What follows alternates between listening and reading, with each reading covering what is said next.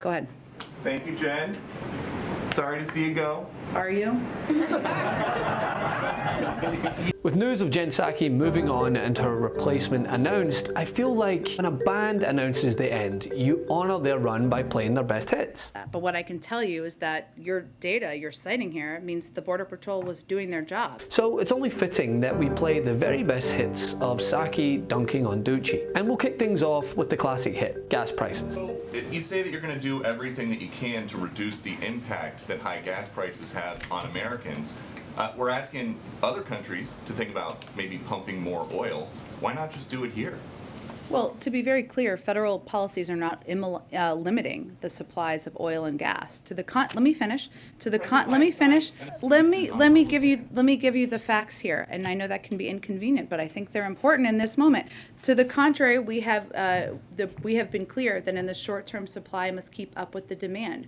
We are, and here and around the world, while we make the shift to a secure, clean energy future, we are one of the largest producers with a strong domestic oil and gas industry. We have actually produced more oil. It is at record numbers, and we will continue to produce more oil. There are 9,000 approved drilling permits that are not being used. So the suggestion that we are not allowing companies to drill is inaccurate. The suggestion that that is what is hindering or preventing gas prices to come down is inaccurate. Followed up by a lesson on voting rights. And maybe it is funny to think about it that way, but the president is talking about this as the most serious assault on our democracy. I don't think anything about this is funny. I think what is important to note, though, here is that there are 28 states, including Texas, where there are laws in place or in process to make it harder to vote. And it requires bold action. It requires bold voices to speak out against that and make sure people understand their rights.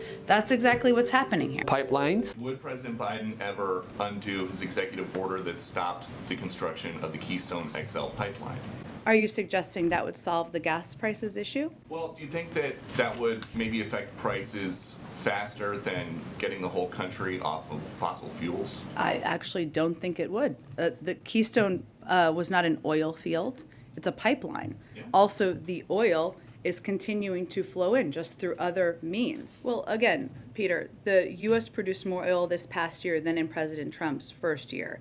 Next year, according to the Department of Energy, we will produce more oil than ever before. Those are the facts in terms of oil production. And a history lesson on the previous president's unlawful acts. Here, when he said, "I will not do what this president, former President Trump does, and use the Justice Department as my vehicle to insist that something happen."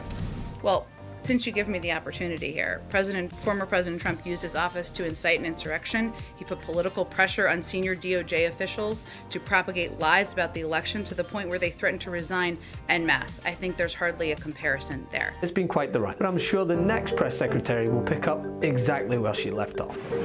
Sorry to see you go. Are you?